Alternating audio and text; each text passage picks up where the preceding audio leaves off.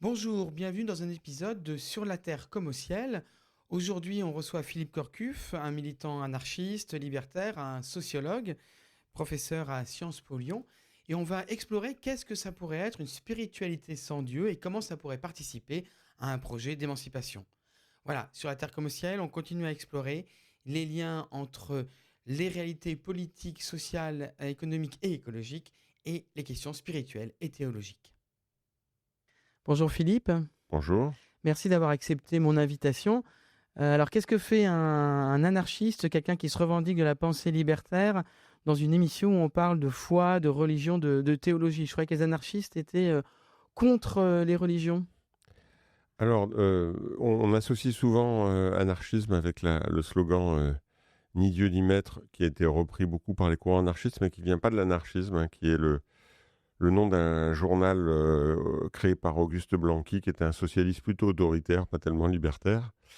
Euh, mais peu à peu, au cours de mon itinéraire militant, je me suis aperçu que euh, je me reconnaissais pas dans une forme d'athéisme militant qui voulait montrer absolument aux croyants que Dieu n'existait pas, donc il y a Mm. une tendance.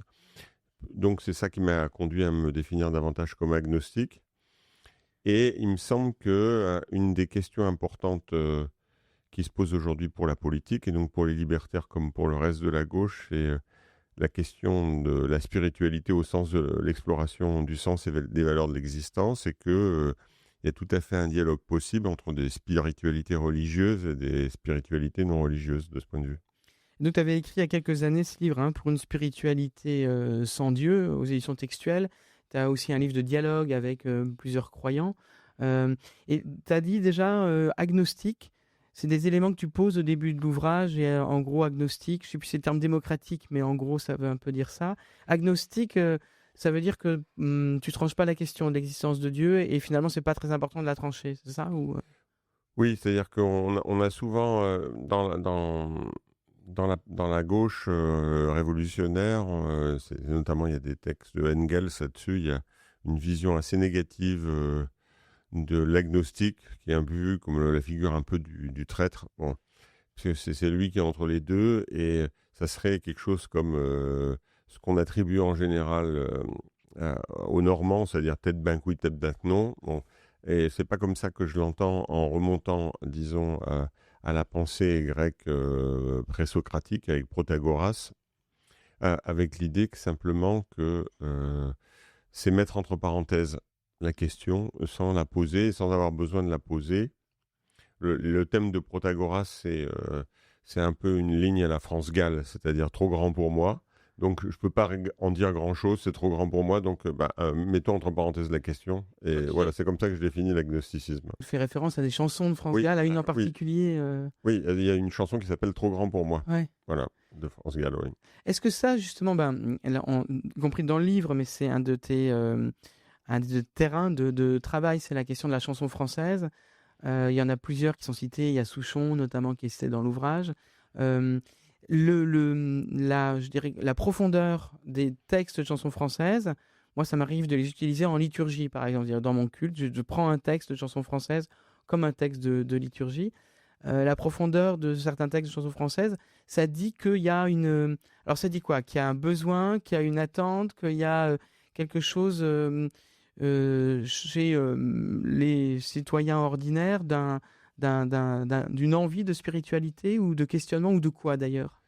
Il y a, enfin, dans la chanson, mais dans le cinéma aussi, ou dans les séries télévisées, dans les romans noirs, hein, dans les romans policiers, ce qui m'intéresse particulièrement, c'est qu'il y a la question du sens de l'existence est posée, mais dans un registre qui n'est pas en général un registre théologique, c'est pas un registre philosophique. C'est ce que j'appelle, en référence à un grand philosophe du XXe siècle, Wittgenstein, c'est un autre jeu de langage, inséré dans une autre forme de vie, mais qui va poser des problèmes similaires autrement. Et l'intérêt de ça, du cinéma, de la chanson, des séries, c'est que ça circule dans les sociabilités ordinaires et que donc, pour quelqu'un qui voudrait s'intéresser à la portée politique de la question du sens de l'existence, eh ben, c'est intéressant de retourner à la vie ordinaire, aux sociabilités ordinaires, plutôt que de partir de constructions, disons, savantes ou de constructions politiques systématiques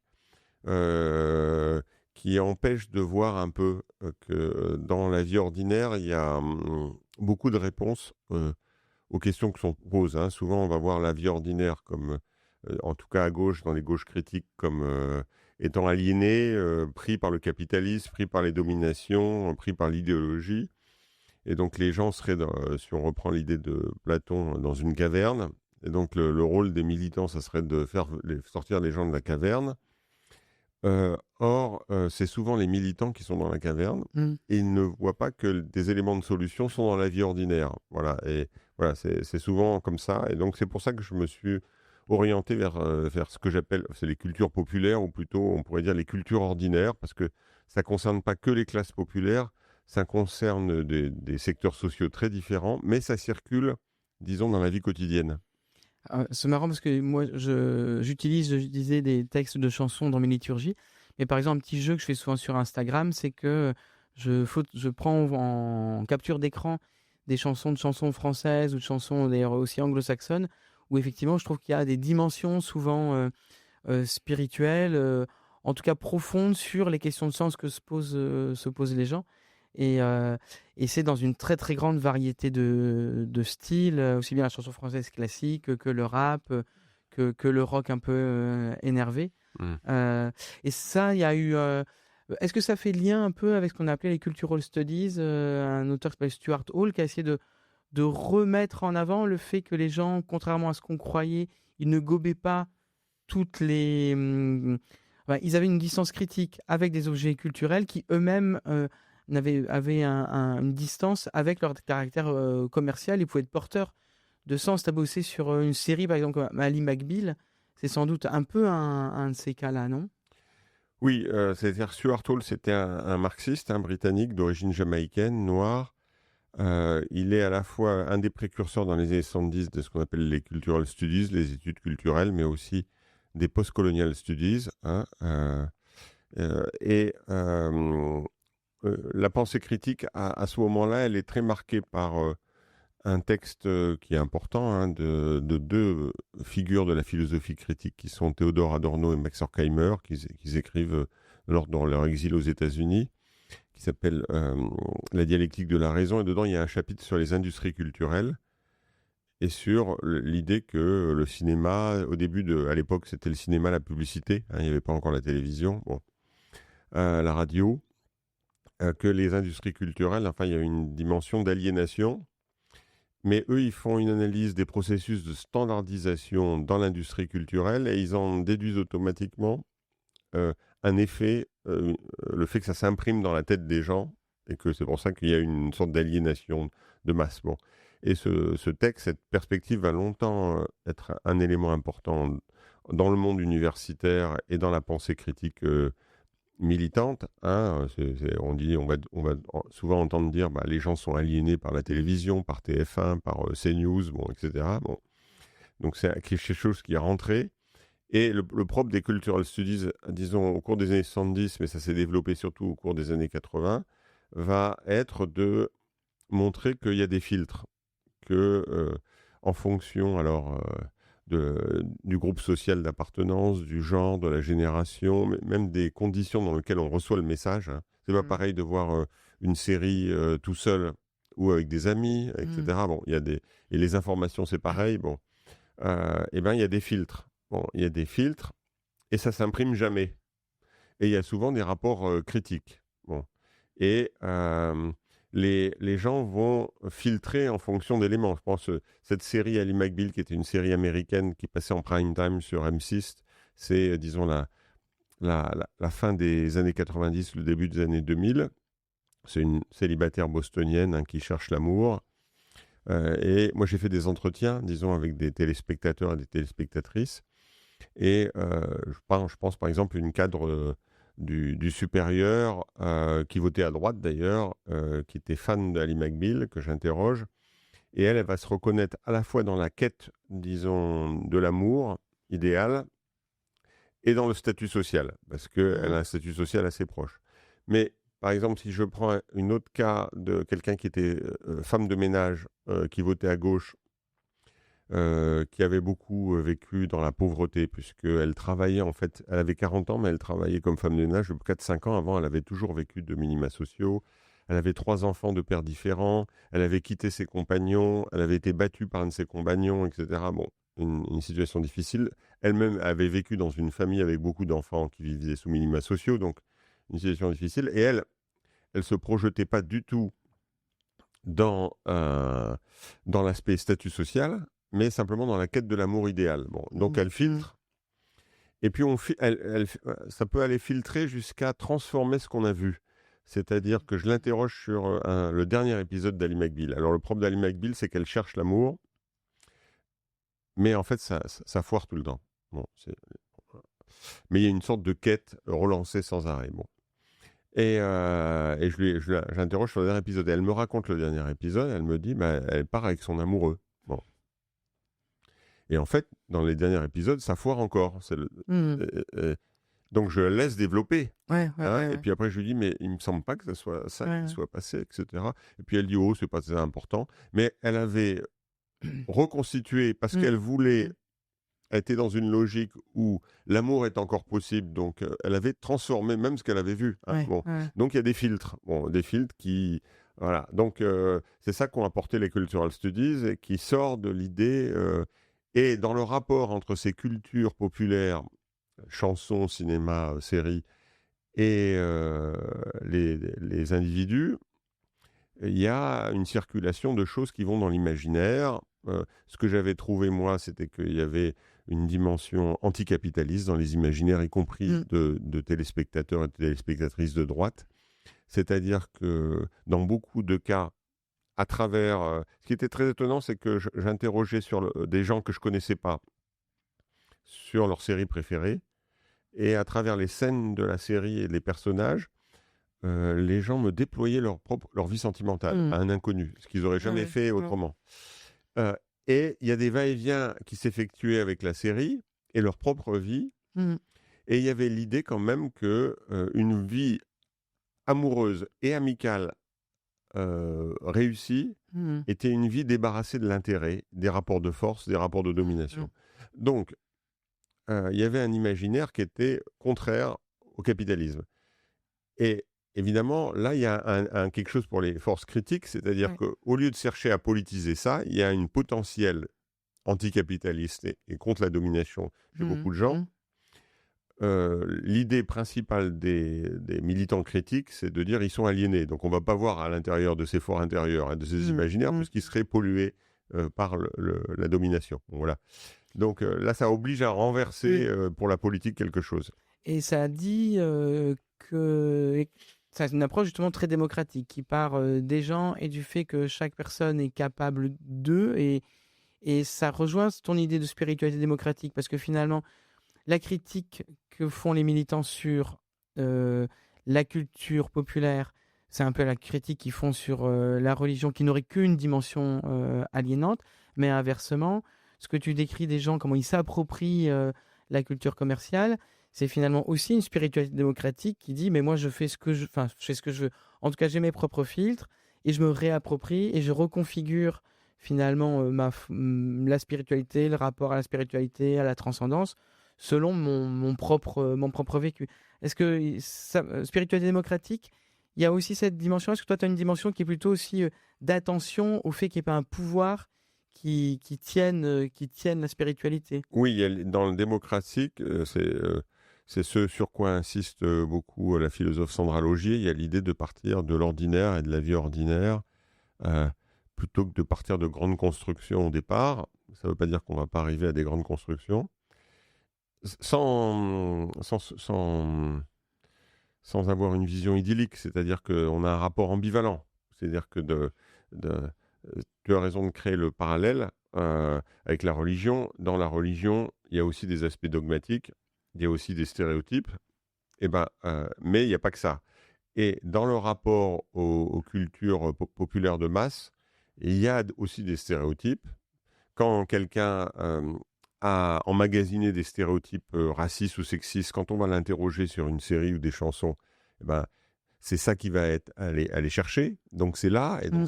ça va. Donc c'est pas en général ces cultures qui créent les stéréotypes, hein. Elles viennent en fait les renforcer ou donner Mm. des points d'appui. Bon. Mais il y a tout un aspect, au contraire, émancipateur, de bricolage, de création de sens, etc. Et donc, c'est cet aspect-là dont il faudrait partir. La dimension démocratique, c'est qu'il faudrait partir de ça. Et donc, dans ça, il y a quelque chose qui a été déserté par la gauche, qui est une sorte de dessèchement spirituel de la gauche. Euh, c'est qu'il faut partir aussi des interrogations sur le sens de la vie Mm. qui sont dans la vie Mm. ordinaire. Mm. Que ça devrait être une composante de la politique, mais ça a peu à peu, disons, été évacué de la politique avec une plus grande pression en France, avec des confusions sur athéisme, laïcité, anticléricalisme, tout ça c'est un peu mêlé, Mm. et Mm. ça a créé une sorte de tabou sur ces questions de sens. Par exemple, le fait que j'ai utilisé spiritualité, ça a beaucoup été mal vu dans les milieux radicaux dans lesquels je milite, hein. Bien sûr libertaire, mais parce que spirituel et pour eux est trop Ouais. connecté Mm. vis-à-vis de la Ben, religion. l'expérience qu'on a dans la mission populaire où on développe ce qu'on appelle animation spirituelle, c'est que pour les croyants, ça apparaît comme trop évanescent parce qu'ils n'y retrouvent pas forcément une vision transcendante très claire. Et pour les non-croyants, ça apparaît comme un cheval de Troie pour les religions. Et donc à la fois, c'est le pire des mots, mais c'est aussi le meilleur mot parce que ça oblige à dire mais qu'est-ce que vous mettez vous derrière spirituel, qu'est-ce que nous on met, et ça oblige au débat.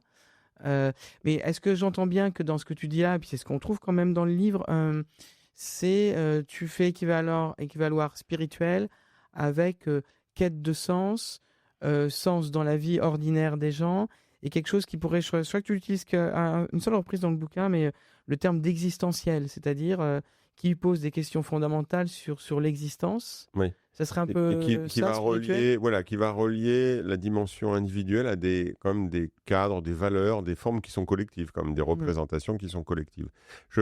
Et c'est un petit saut par rapport, ça pourrait être un petit saut par rapport à éthique. Je pense Ouais. quelque chose qui est clarifiant, c'est encore une chanson, c'est la chanson d'Enzo Enzo, Quelqu'un de bien, euh, où l'idée de Alors ça, cette c'est pas dans chanson le livre, d'Enzo c'est une Enzo, chanson plus récente dont tu parles dans oui, une des chroniques voilà. sur l'Obs.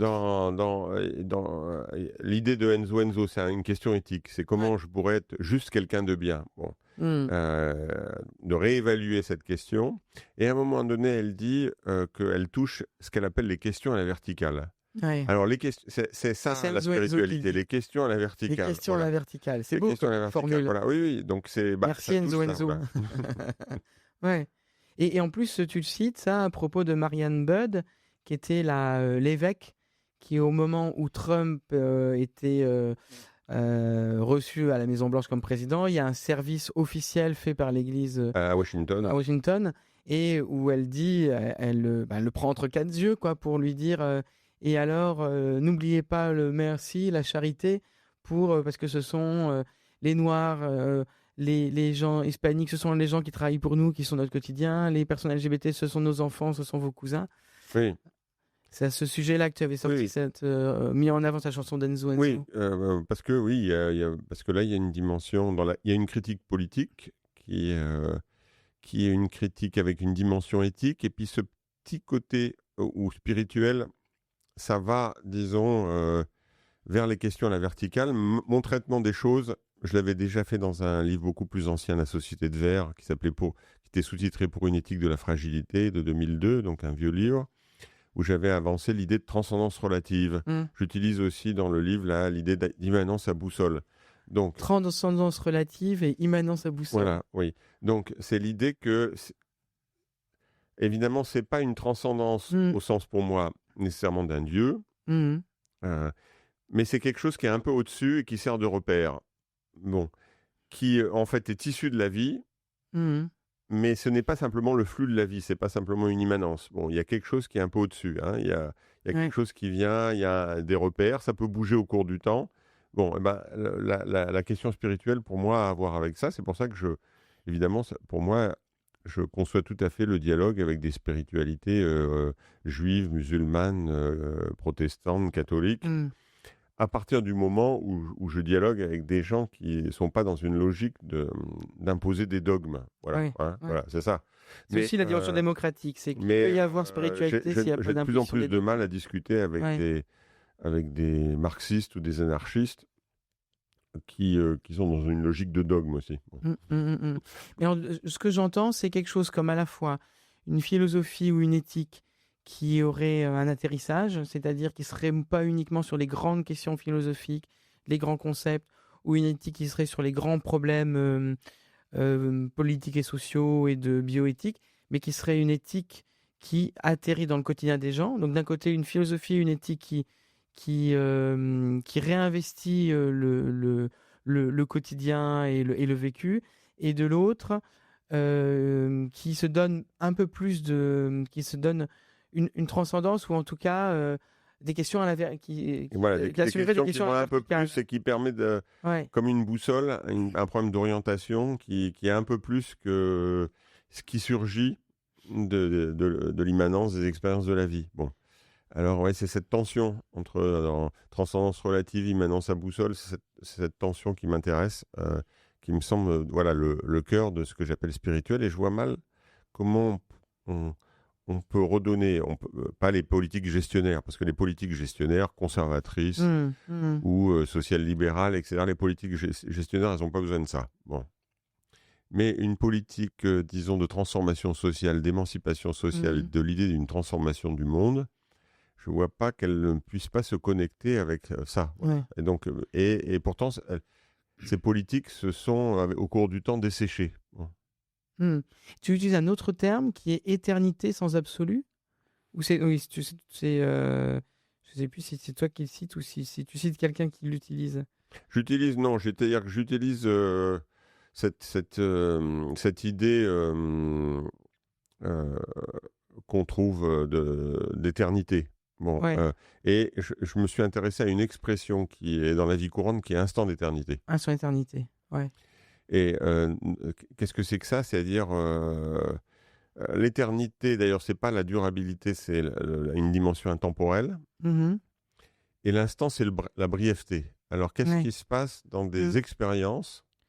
Ça peut être par exemple un événement amoureux, un tombé amoureux. Oui. Ça peut être un événement révolutionnaire ou d'émergence collective. Bon, où là, il y a une tension entre le sentiment d'une intemporalité et une dimension de brièveté. Donc, on a Mmh. accès à quelque chose qui est au-delà de l'instant, dans l'instant.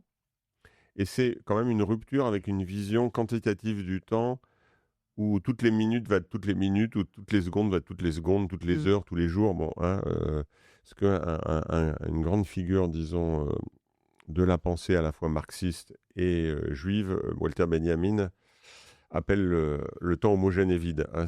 Mmh. Contre le temps homogène et vide, il y a la possibilité de mettre en tension une expérience brève et en même temps qui pose la question de l'intemporel. Mmh. Et tu préfères du coup, l'idée de l'intemporel, l'idée de l'éternité, l'idée de l'infini que tu vas chercher chez Lévinas notamment, plutôt que, de transcendance ou d'absolu? Oui, parce que chez Lévinas, il y a cette idée, hein. Donc Lévinas, qui est un philosophe juif, pour ceux qui ne connaissent pas, qui a vraiment eu une importance capitale au XXe siècle. Oui, parce que c'est quelqu'un qui a été discuté par des marxistes, qui a été discuté par des protestants comme Paul Ricoeur, Ricoeur, oui, bien qui a sûr. été discuté par le pape François. Bon, il y Mmh. a, bon, il y a des choses très différentes sur Lévinas. Et il y a dans cette idée de la figure d'autrui chez Lévinas, l'idée que je ne peux jamais comprendre autrui. Euh, Parce que je ne jamais le comprendre au sens de deux sens de comprendre. Je ne peux pas l'englober, parce que je ne peux pas refermer sur une totalité. Mmh. Euh, et en même temps, je ne peux pas complètement le connaître. il y a quelque chose qui fuit. Je dirais que souvent, je prends cet exemple avec mes étudiants. Je dis, pour Lévinas, si l'être, c'est une baignoire, alors évidemment, il peut y avoir une connaissance de la baignoire, hein, euh, une connaissance physique, une connaissance historique, etc. de la baignoire. Ce que montre Lévinas, c'est qu'il y a une fuite dans la baignoire, une petite fuite, Mhm. que personne ne peut reboucher. Il n'y a aucun plombier qui peut reboucher la petite fuite.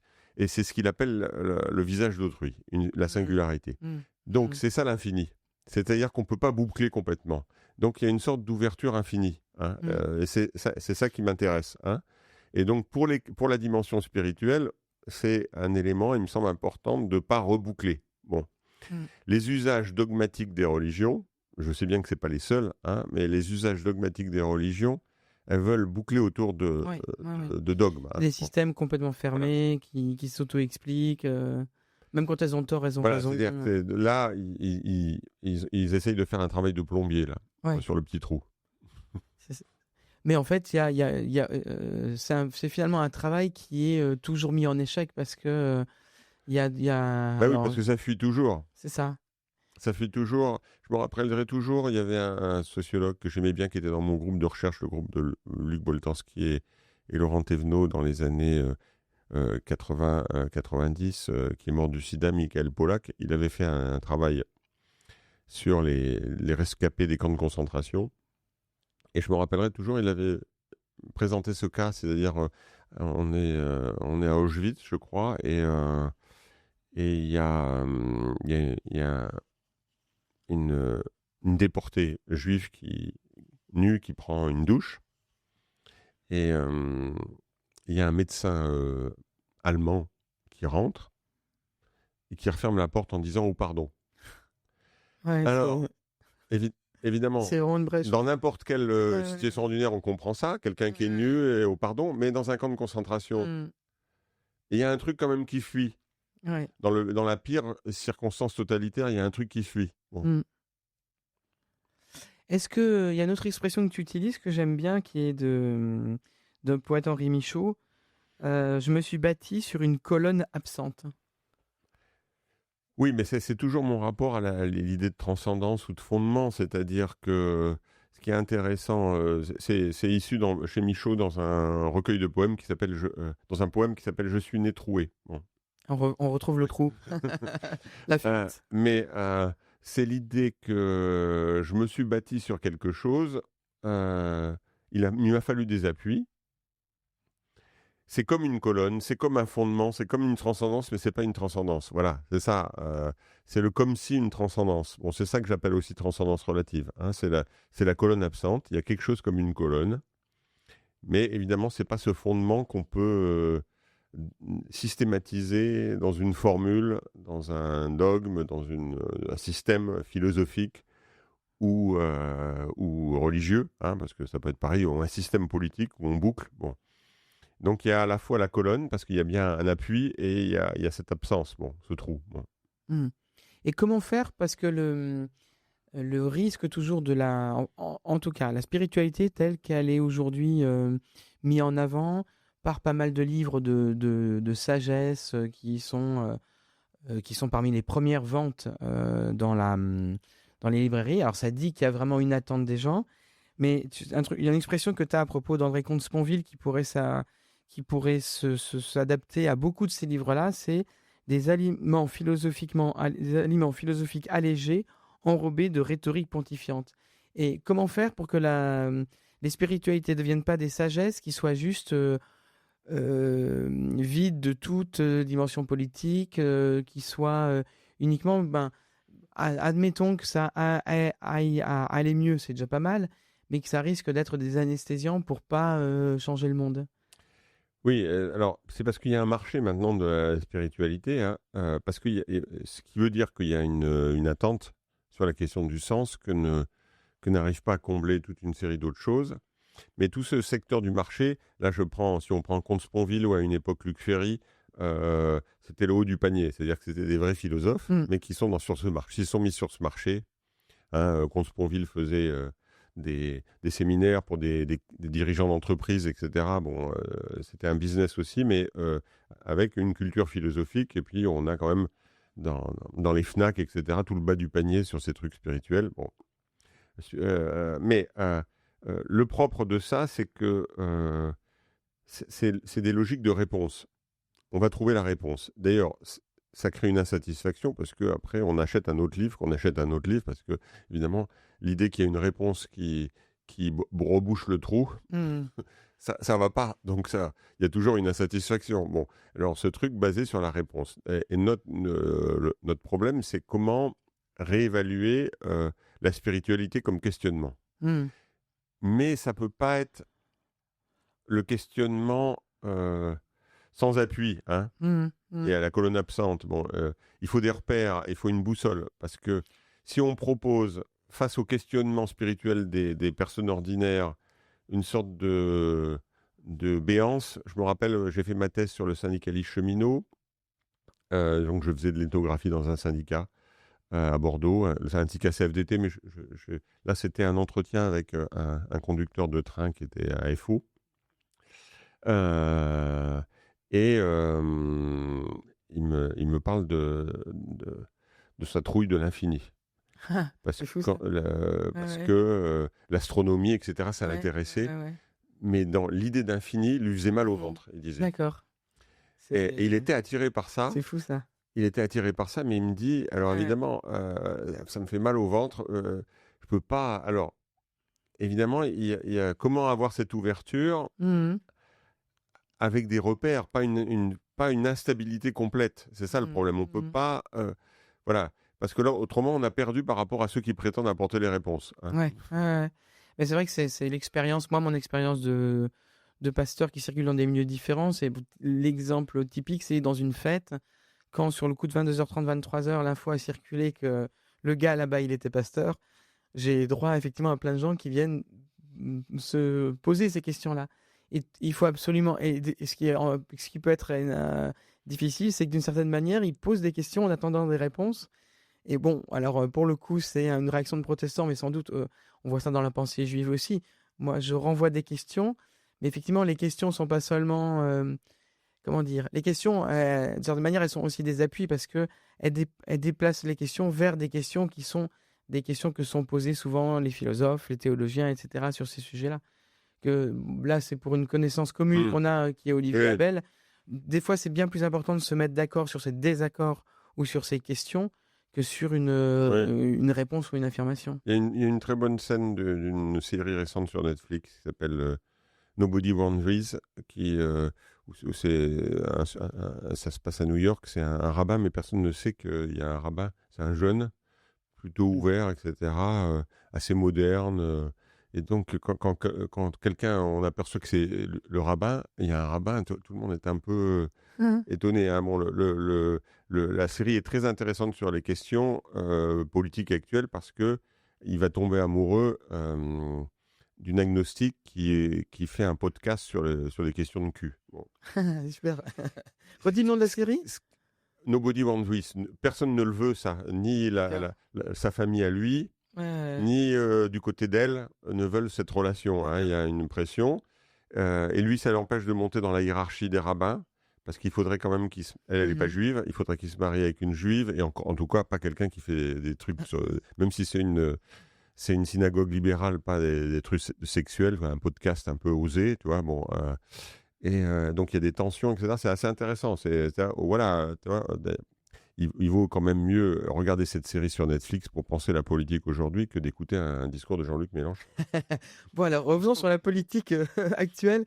Peut-être d'abord dire que, tu le dis dans le bouquin, la question spirituelle, elle est importante aussi parce qu'elle pointe une des contradictions importantes du capitalisme aujourd'hui. C'est la contradiction entre capital et individu, qui n'est pas forcément une des contradictions du capitalisme qu'on connaît le plus. La plus connue, c'est capital-travail, mais tu en avais listé un certain nombre. Il y avait capital nature, parce que les éco-socialistes aujourd'hui travaillent sur cette contradiction. Les altermondialistes avaient travaillé la contradiction capital-démocratie. Et c'est moi qui ai proposé cette notion de contradiction capital-individualité en m'appuyant sur des textes de Marx, parce que c'est en germe chez Marx, même s'il n'utilise pas l'expression. C'est parce que l'individu est très important chez Marx, contrairement à ce qu'on fait. Par exemple, le mot individu ou les écrits sur la notion d'individu et l'importance de l'individu, et c'est plus important que mot classe chez Marx, beaucoup plus, Hmm. dans l'ensemble de l'œuvre. Bon, ça, c'est pas su. Pour lui, l'œuvre de libération, elle doit permettre que les individus développent tout leur potentiel Voilà, créatif. il a une vision d'une anthropologie de l'homme total ou de l'homme complet, c'est-à-dire quelqu'un qui pourrait développer l'ensemble de ses sens et de ses capacités. Hein. La critique du capitalisme, c'est que la logique de l'avoir, de la propriété, de la marchandise, de l'argent, ça va évidemment filtrer l'essence et les capacités qui vont pouvoir être développées, ceux qui sont marchandisables, et avec une inégalité dans l'appropriation de ça. Bon. Hmm. Donc, l'idée de la contradiction capital-individualité, c'est que le capitalisme stimule les besoins de reconnaissance personnelle, d'autonomie personnelle, de créativité personnelle, mais il les frustre parce qu'il ne peut répondre à ça que dans celles qui rentrent dans la production d'un profit, hein, dans le cadre d'un marché. Et donc, il y a un potentiel de frustration qui est très important, qui est un appui pour le combat contre le capitalisme. Et ce potentiel de cette frustration, elle est très en rapport dans l'enquête que j'avais menée sur cette série Ali McBeal avec ce que j'appelle les imaginaires utopiques des personnes qui sont dans leur fort intérieur, parce qu'à travers ce rapport aux cultures populaires, etc., il y a l'idée de l'idéal d'un ailleurs, ce que serait une vie réussie, et ça sert de comparaison avec les frustrations qui sont ressenties, les souffrances, les blessures intimes qui sont ressenties par les personnes. Donc là, il y a un potentiel énorme de rupture avec le capitalisme, mais en fait, il faudrait politiser ces blessures intimes, parce que la difficulté, c'est que pour les personnes, elles sont vues comme intimes, parce que je l'ai rencontré aussi bien chez des gens qui votent à droite qu'à gauche, des gens qui sont des niveaux différents de la hiérarchie sociale. Bon, ils ne voient pas ça comme politique, ils voient comme ça comme un problème personnel. Mais en même temps, je l'ai rencontré chez des gens très divers, donc en fait, c'est général. Bon. Donc c'est vécu comme intime, mais c'est général. Ouais. Donc c'est politisable. Donc c'est politisable. Donc c'est politique. Parce qu'il y en a plein. Simplement, il faut. Mais la gauche ne va pas pouvoir politiser ça en parlant justice fiscale et services publics. Ouais. Donc souvent, je vais aller chercher dans les chansons, dans le rap, voilà, dans les séries, pour voir il y a des langages qui politisent ça. Comment politiser la dimension intime. Bon. Et donc, oui, la dimension spirituelle, c'est une dimension de cette forme intime. Le capitalisme a contribué, ce n'est pas la seule forme, à activer, à exciter même ses besoins de sens personnel, etc. C'était moins le cas dans des cadres plus contraints collectivement, etc. Là, le capitalisme a stimulé ça, mais contrairement à ce qu'on croit, ça crée de l'insatisfaction. Bon. On le voit tout le temps, ça crée de l'insatisfaction. Donc, il y a un potentiel. Mais là aussi, les militants anticapitalistes ne s'intéressent pas à ça. Ça rejoint complètement ce que tu disais tout à l'heure sur le fait que la gauche s'était asséchée par rapport à la fois à la dimension de transcendance, mais finalement aux dimensions d'intime général. Et bon, il y a toute une histoire de comment une partie de la gauche a tenté d'en faire quelque chose, que ce soit... pensons effectivement à des auteurs comme Gramsci, Ernst Bloch, avec le principe espérance, etc. Et dans le débat actuellement, il y a un texte qui fait un peu polémique de Ouria Boutelja. Alors, on ne va pas forcément rentrer dans tout le débat du texte. Effectivement, en gros, l'idée, c'est... elle cite un militant nazi, des sections d'assaut, donc soi-disant de la gauche des nazis, si ça a un sens, ça n'a pas trop de sens, des sections d'assaut, qui dit à un militant communiste, en fait, nous, on a réussi parce qu'on a offert une transcendance aux populaires. Et là où ça tombe mal, le texte tombe mal à la fin, c'est qu'à la fin, la seule transcendance qu'elle trouve à offrir au milieu populaire blanc et au milieu populaire issu d'immigration, c'est la France. Bon, la France comme transcendance, oui, ce qui est assez... Évidemment, c'est un cheminement qui va, quand on connaît les débuts de Ouria Boutelja, le Parti des indigènes de la République, etc., c'est plutôt la France comme incarnation d'une dimension du mal, de la colonialité, Et aujourd'hui, on cherche une transcendance et la trouver dans la France. Ça, Ouais. c'est un parcours actuel aussi parce que c'est pas isolé. C'est ce que j'appelle le confusionnisme, c'est que Mmh. c'est créé depuis dans des milieux très différents qui pouvaient être les plus opposés, euh, des milieux modérés à gauche, des milieux radicaux, des milieux décoloniaux, des milieux anti-décoloniaux, bon, etc. C'est créer l'idée que la solution à nos problèmes, c'est la nation, et que le mal, c'est l'Europe et le monde. Bon, Mmh. parce que c'est là d'où viennent les menaces. Bon, et elle se, voilà, un peu tardivement Un peu par rapport aux tardivement autres, parce que dès Lordon, dès voilà, Mélenchon, voilà, elles l'ont fait avant, et on le fait avant et elle le découvre maintenant. voilà. C'est très étonnant. Bon, Et puis Mélenchon, bon, alors effectivement, moi j'ai toujours été allergique au drapeau bleu, blanc, rouge et aux Marseillaises à la fin des meetings de Mélenchon, mais au moins il pouvait parler de quelque chose comme la patrie républicaine, une patrie des valeurs, qu'on pourrait presque, si c'était, c'est peut-être dû faire un cadeau de dire ça, mais c'est Habermas qui parlait d'un patriotisme constitutionnel. Euh, mais du coup, si c'est... ce qu'on pourrait dire là-dessus, c'est que c'est là où ce qui nous distinguerait du nationalisme et qui nous fait plutôt cosmopolite, c'est que euh, il y a cette idée franchouillarde que l'universel a été inventé en France avec la Révolution française, on a des droits là-dessus, Ouais, c'est ça. et que donc les autres, eux, ils sont pas dans l'universel, ils sont dans la barbarie, ils sont pas encore dans la civilisation, donc ils sont toujours une menace par rapport à cet universel, c'est nous alors on a donné laïcité, etc. Ce qu'on peut dire, c'est que moi je crois pas à l'universel, mais à l'universalisable, c'est-à-dire à une possibilité du commun. Bon. Euh, Cet universalisable, il suppose un dialogue interculturel, etc. Il y a des bribes d'universalisable qui s'inscrivent.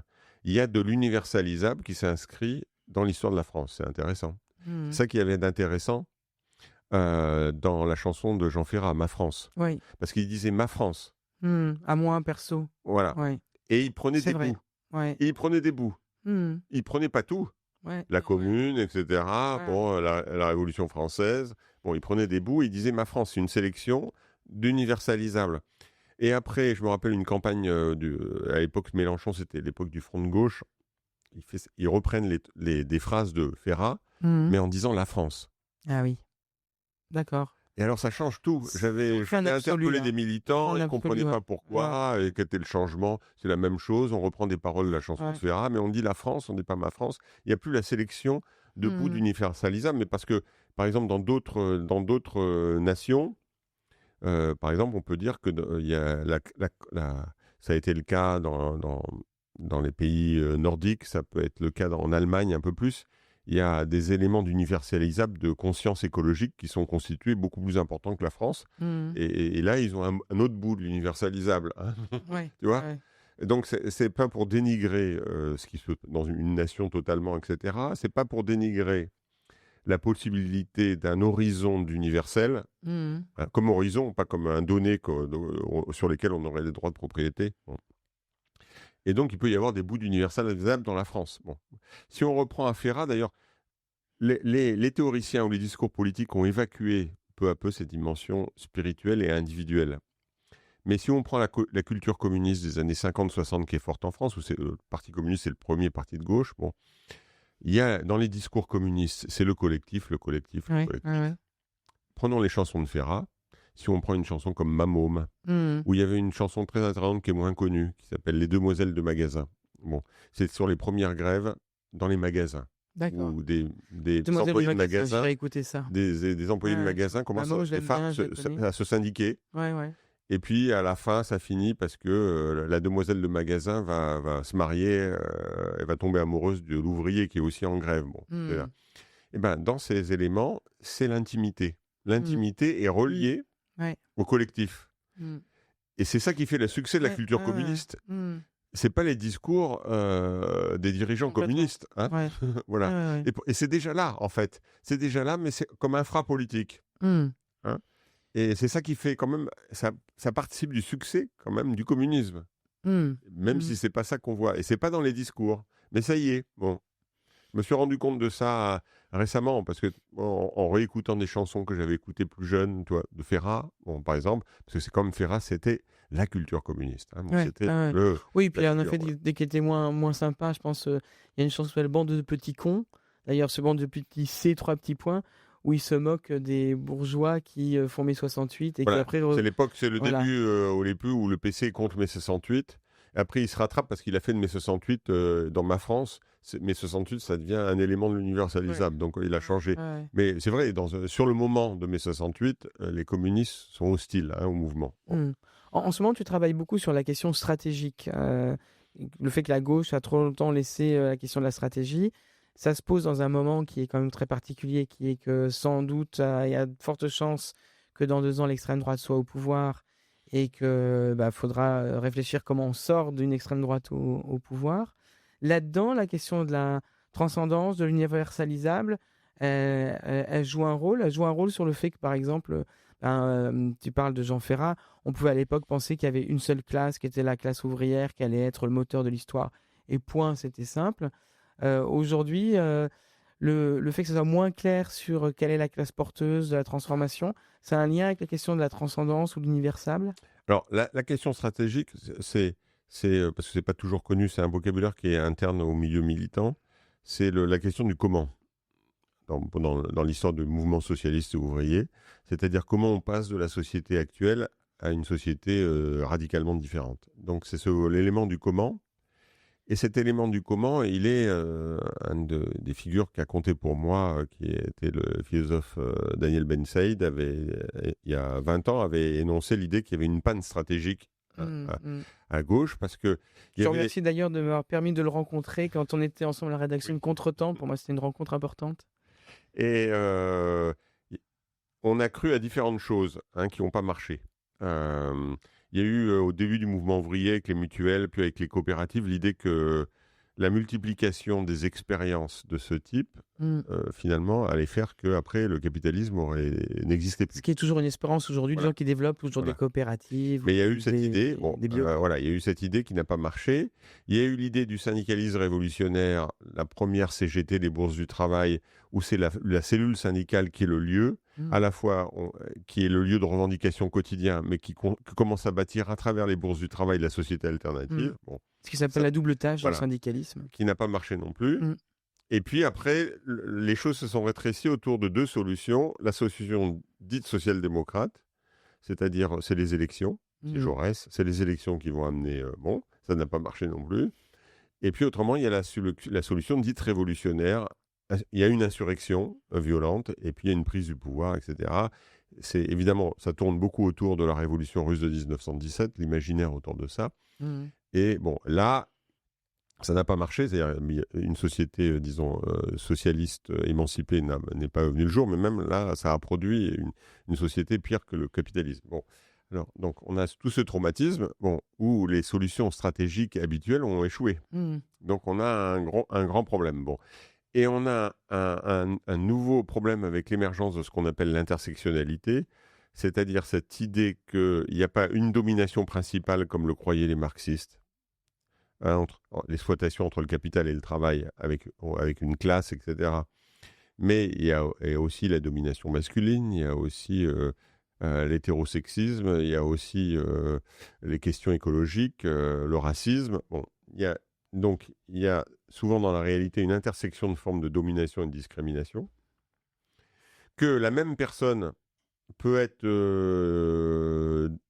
dominée en tant que salarié, mais dominant en tant qu'homme, Mmh. dominée en tant que femme, mais dominante en tant que chef d'entreprise, etc., etc., Mmh. que donc on ne peut plus construire la classe des opprimés au sens où tout le monde aurait des caractéristiques que d'opprimés qui Mmh. s'opposeraient aux Il oppresseurs. suffit pas de faire une alliance de tous les Voilà. opprimés.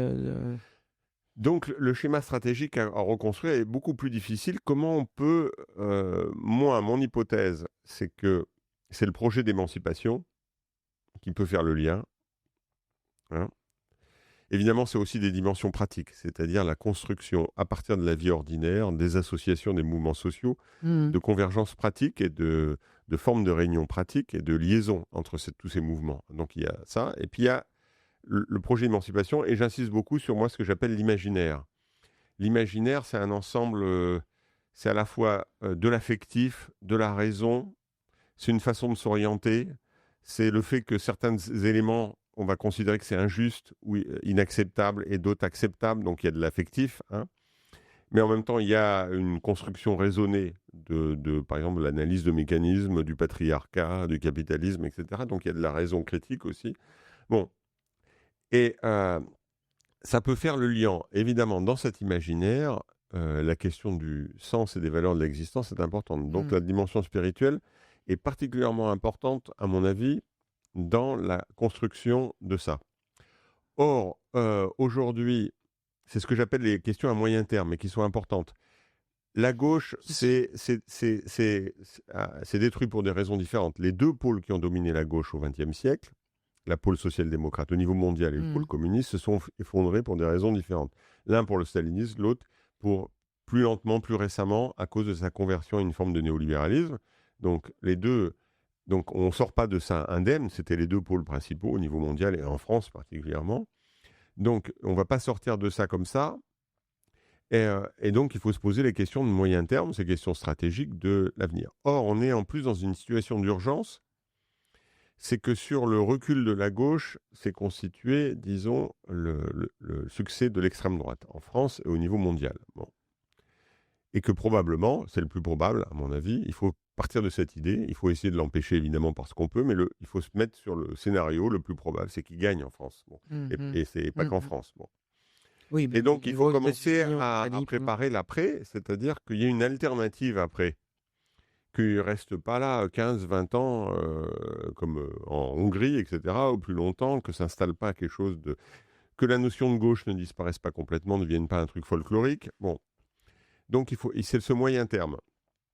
Or, je vois la plupart des militants, des organisations, des intellectuels qui sont le plus proches de la gauche organisée. Hein, je ne parle pas des universitaires qui sont plus en retrait par rapport à la politique aujourd'hui, mais disons les intellectuels qui sont le plus dans la périphérie de la gauche organisée sont dans le court terme. Donc, alors ils se posent la question, pour éviter l'extrême droite, il va y avoir la réponse LFI, c'est-à-dire il faut tenir un discours plus dur de refus de la concession, à l'égard du pouvoir macroniste, etc., etc., parce que c'est ça que les gens veulent. Répondre par la colère, quoi. Voilà. Ouais. Mais il n'y a pas de raison de considérer que ça soit clairement les attentes par rapport à ça.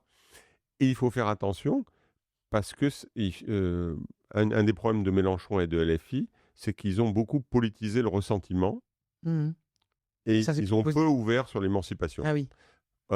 Or, le propre de l'extrême droite, c'est de politiser le ressentiment. Mais il n'y a pas ce saut.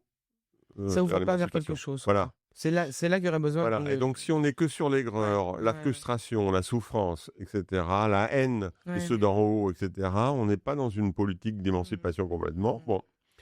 Et puis, il y a les plus modérés, ils en sont, à savoir, et là, récemment, il fallait sauver le budget, mais comme s'ils sauvaient le budget, on savait éviter le RN. Il y a ceux qui ont la solution miracle, c'est si on fait la proportionnelle, on va éviter le RN. Tout ça, c'est des mécanismes. C'est du bricolage. Voilà. Ouais. Mais personne ne se projette sur le moyen terme, notamment cet imaginaire, cette dimension spirituelle, qui reconstitue un tissu où les gens pourront s'opposer, ils ne seront pas d'accord, il y aura des organisations différentes, des points de vue différents, etc. Mais comme moi j'ai vécu au début de mon militantisme à la fin des années 70, et lycéen et étudiant, c'est qu'on s'opposait beaucoup, mais on s'aperçoit qu'on était dans un bain commun. Les socialistes, les communistes, les trotskistes, les Mao, etc., les anarchistes, en fait, ils avaient un bain commun. Mais du coup, il y avait un bien commun, il y avait une vision commune qui était construire ce qu'on appelait à l'époque le socialisme. Est-ce que le projet d'émancipation, aujourd'hui, il y a la capacité à reconstruire un projet commun, justement? Est-ce qu'il y a un imaginaire suffisamment... Qu'est-ce qui peut faire assez commun pour un projet d'émancipation avec toute la diversité que tu as évoquée? Il y a des éléments. C'est-à-dire que, évidemment, on a perdu des choses. Bon, on a perdu le socialisme. Bon, on a perdu le socialisme et on a perdu la classe qui permet ça. Ça fait beaucoup. Voilà. Donc, alors là, évidemment, il faut... Alors, après, on a des bribes. C'est-à-dire, on a des éléments. On a la question de l'égalité, de la justice. Bon, ça reste justice sociale, égalité, un élément de l'imaginaire commun. Bon. Il y a l'idée du commun. Mais ça, c'est une erreur en partie. Parce que si on prend même des choses très intéressantes comme Christian Laval et Pierre Dardot, leur livre sur le commun, c'est que et beaucoup de gens à gauche ont fait ça, dans le sillage altermondialiste, etc. C'est que on ne fait de la gauche que le collectif. Oui, quand ils sont faits On a d'individuel, oublié ce qu'on a dit d'intimité. sur l'individuel. Ouais, ouais. Moi, je préfère une formule qu'utilise Emmanuel Lévinas. Lévinas se pose cette question en fait politique un peu dans quelques textes, Mm. et il dit il faut comparer l'incomparable. Il faut comparer parce qu'il faut créer un espace commun de justice entre les personnes pour répartir les biens, les dignités, etc. Donc il y a une comparaison, c'est un espace commun. Il faut comparer l'incomparable parce qu'il y a sous un certain angle, chaque individu est incomparable. Il est singulier. Donc moi je pense qu'on est plus là, c'est-à-dire là, les articulations et les tensions entre le commun et l'individualité. Mais la majorité ne va pas vers là, elle va que vers le commun. Hein. On est, voilà. Mais il me semble que l'association du commun et de l'individualité, là, ça serait un élément. Bon, Ouais, hein, ouais. voilà, ça serait un élément. Et qui prendra en compte l'évolution, effectivement, Voilà. de la recherche de soi, de l'individu. Oui, parce qu'il y a l'idée qu'on pourrait revenir sur les sociétés individualistes contemporaines. On revient rarement complètement sur des transformations aussi fondamentales. Ouais. Parce que c'est individualiste contemporain, on dit c'est l'Occident, etc. C'est la bourgeoisie, mais c'est les classes populaires. Aujourd'hui, François de Singly avait montré que c'est dans les classes populaires qu'il y a le plus de divorces à la demande de la femme. C'est une revendication d'autonomie. Et tu penses que toi, tu participes à Nîmes à je crois que c'est une université populaire des religions, ça s'appelle comme ça? Qui vient de naître, oui. Voilà. Et du coup, tu penses que dans ce chantier-là, qui est un énorme chantier, il y a une place pour les croyants, pour un dialogue entre les croyants et les militants et les penseurs de la gauche? Alors, il faut voir, parce qu'on n'a pas l'expérience encore. Bon, c'est à l'initiative d'une pasteure protestante de Nîmes, mais on a des catholiques, des musulmans et des juifs. Et bon, je suis le seul agnostique, donc le seul non-croyant. Donc pour l'instant, on va voir ce que ça peut donner. Et si les militants, les réseaux militants de gauche vont venir assister à ça, ou ça va être considéré comme complètement extérieur. Il y a des éléments favorables, parce que tout ça va se passer en général à la Maison du Protestantisme, à Nîmes, et que du côté communiste, du côté des milieux militants, il y a l'habitude de faire des réunions publiques à la Maison du Protestantisme. Ce n'est pas un lieu complètement extérieur, donc c'est très important ça. Si on va c'est comme si on devait aller dans une église, bon, pour des athées, toi, non, là, à la Maison du Protestantisme, les militants savent qu'on peut y aller pour des réunions. Ils y vont pour d'autres réunions. Donc, il y a des choses comme ça, on verra comment ça se passe. Moi, parce que parallèlement, moi, depuis plusieurs années, je co-anime dans un bistrot à Nîmes un atelier philo. On fait des choses simples, on pose ces questions spirituelles ou autres. Hein. On a un recto verso avec un ami libertaire, on co-anime ça. Et de textes, ça peut être des textes classiques, Platon, etc., des textes contemporains. Et on le lit en séance et on en discute pendant 2 heures. Et c'est ouvert à tous dans un bistrot à Nîmes. Bon. Là, c'est plutôt le public de gauche critique. Bon. Alors, on a décidé que en mai, on aura une séance sur l'éthique du visage de Lévinas entre l'atelier et l'Université populaire des religions. Donc, on va voir s'il y a un mélange qui s'effectue entre les deux publics. Voilà. C'est bien d'essayer les mélanges. Bon, puis il y a un autre endroit, si on veut te voir pour les Parisiens, c'est le séminaire Étape, un séminaire de pensée libertaire. Oui, c'est un séminaire qui voudrait faire ce travail intellectuel que fait peu la gauche. Ça s'adressait d'abord au milieu libertaire. Ça existe depuis une dizaine d'années quand même, qu'on a réussi à faire perdurer. De temps en temps, une partie de ce qu'on fait est mis sur notre site Libertaire Grand Angle. Et puis on a publié 2 livres à l'atelier de création libertaire, qui est une petite maison d'édition artisanale libertaire sur la Croix-Rousse à Lyon, Donc voilà, on essaye de faire Le ce dernier travail. sur l'État, hein, c'est ça? Voilà, un gros livre sur l'État avec plein de choses, des inédits d'ailleurs de James Scott, cet anthropologue américain, et de David Graeber, bon, Mmh. qui nous avait fourni d'ailleurs ces textes, les autorisations avant de mourir, tous les deux. Bon. Et puis plein de choses sur Bourdieu, sur Foucault, sur bon. Donc là, il y a ça devrait exister plus parce que c'est un lieu qui existait davantage dans les années 90. Il devrait en exister pour la mouvance communiste, socialiste, etc. Ça ne se fait pas. Il devrait y avoir des formes transversales où les différents courants se Mmh. regroupent. Et ce travail, en fait, ce travail intellectuel branché sur la politique, voilà, c'est quelque chose comme ça, qui mêle des chercheurs et des militants. C'était plus général, disons, à la fin des années 70, début des années 80. Ça n'existe presque plus. Alors que on en avait moins besoin dans les années 70 parce que le logiciel était là. Mmh. Mmh. Donc on n'avait pas perdu la classe et on n'avait pas perdu le socialisme. Mmh. Donc en fait, tout le monde était dans ce cadre. Mais maintenant, on a perdu ces trucs. Donc il faut quand même faire un gros travail, hein. Et c'est au ce moment où il faut faire le gros travail que ce type de dispositif n'existe pas. Voilà. Donc on peut dire que 1000 séminaires s'épanouissent si, Oui, il en si faudrait c'était pas beaucoup une plus. situation C'est ce maoïste qui qui coupe les m'étonne, voilà. frais. Ce qui m'étonne, c'est que ça n'existe pas plus. Et puis, pour ce travail sur les cultures ordinaires, les séries, etc., j'essaye Mmh. depuis 2 ans, le Nouvel Obs m'a proposé de faire une chronique mensuelle sur son site. Et j'ai réussi à obtenir que les chroniques soient Ouais. pas abonnées, accès libre. Donc n'importe qui peut aller les Voilà, lire sans n'importe être qui, abonné à parce tous. Ouais. qu'aujourd'hui, c'est le problème des journaux, c'est-à-dire que soit c'est tout Ouais, abonné, carrément. soit etc. Donc là, les chroniques sont libres. Et là, je traite de l'actualité avec, voilà, la dernière chronique, j'essaye de faire le lien entre le succès du film en fanfare, le biopic sur Bob Dylan, et la réédition d'un livre du philosophe Jacques Derrida, Spectre de Marx. Voilà. Tout un programme, on ira lire ça. Et ton bouquin sur la stratégie, l'objectif c'est qu'il paraisse à quel horizon? Alors, c'est pas un livre sur la stratégie, c'est un livre qui s'appelle Réinventer l'émancipation. Il y a 2 parties. Et la deuxième partie est sur le comment. Parce que Mmh. voilà. Et normalement, il paraît en mars-avril 2026. Eh ben, on suivra Dans, ça. dans un an. Ok. Bah écoute, merci beaucoup Philippe. Merci Merci à pour toi. cet échange large de la spiritualité à la politique et retour. Et puis, on se retrouve pour une prochaine émission bientôt, à suivre sur les réseaux pour savoir ce qui se passe prochainement. Merci, à bientôt. Au revoir.